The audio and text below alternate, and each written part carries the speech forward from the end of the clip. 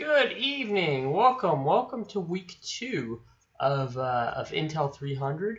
And I just want to cover today good topics, bad topics.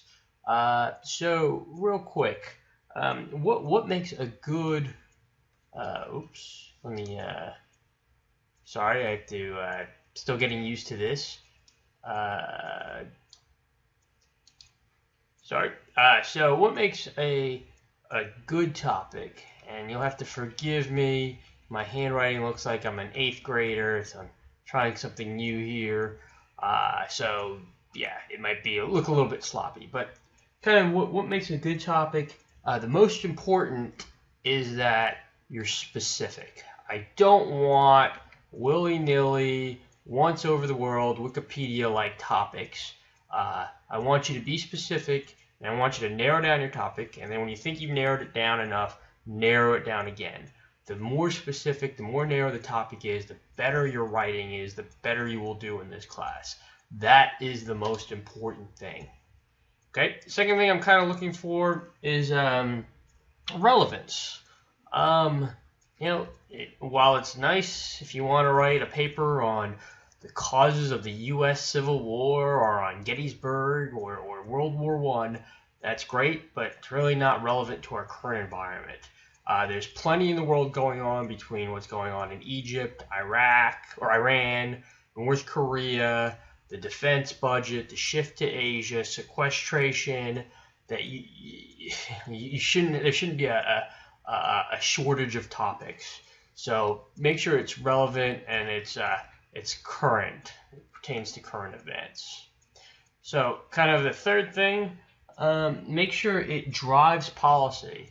Or something along those ends, that there's something that a decision maker can make one way or another based on your paper. So it has to be tight, it has to be specific, relevant, and it has to make an argument so that it tells someone that you should pursue this particular course of action. And then finally, what I'm looking for is, it doesn't necessarily have to be it, but there has to be usually a controversy around it. An issue where two reasonable people can disagree on.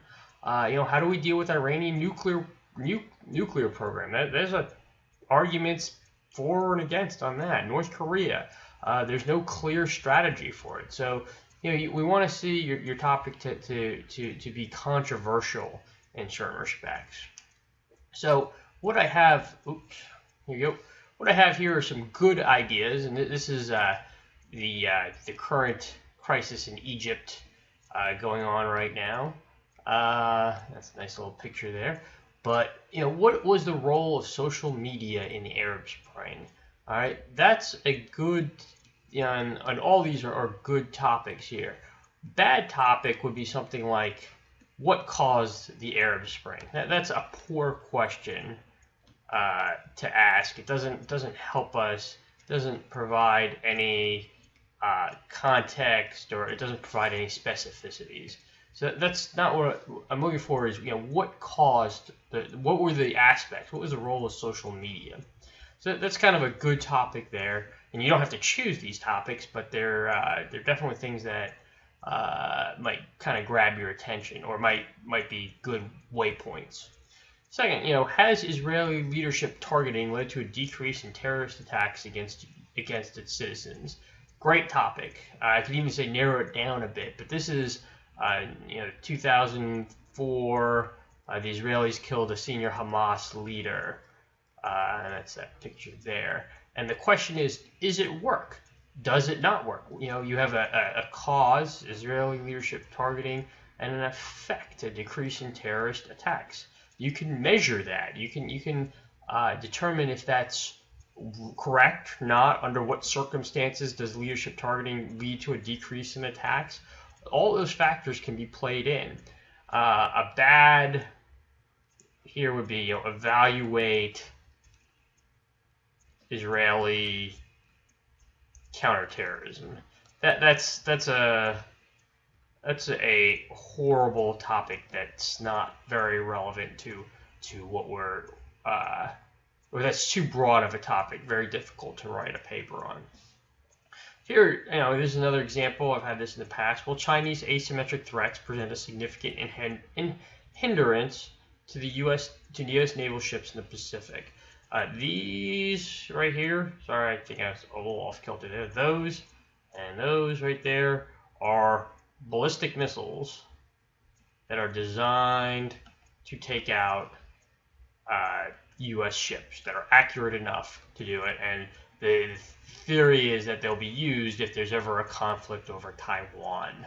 So we spend $1 billion on an aircraft carrier. They spend $1 million, or a little bit over $1 million, building this ballistic missile threat. And now, do they have an advantage over us regarding naval warfare in Taiwan?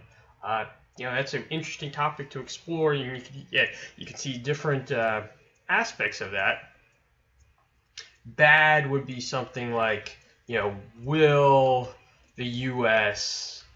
win a war with Taiwan? That's just a bad topic. A war with China, sorry.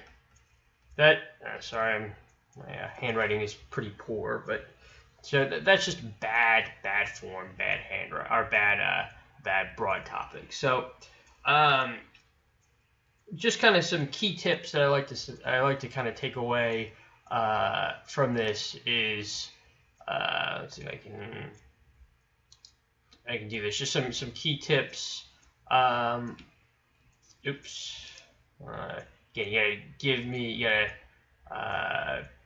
just help me out. Okay, well, let me just kind of put them here, just so you got it. So separate that there. So just some key tips that I always choose when writing. Narrow down your topic, as I said earlier. Narrow your topic as narrow as possible. Again, when you think you've narrowed it down enough, you probably haven't narrowed it. Pretend you're like a lawyer.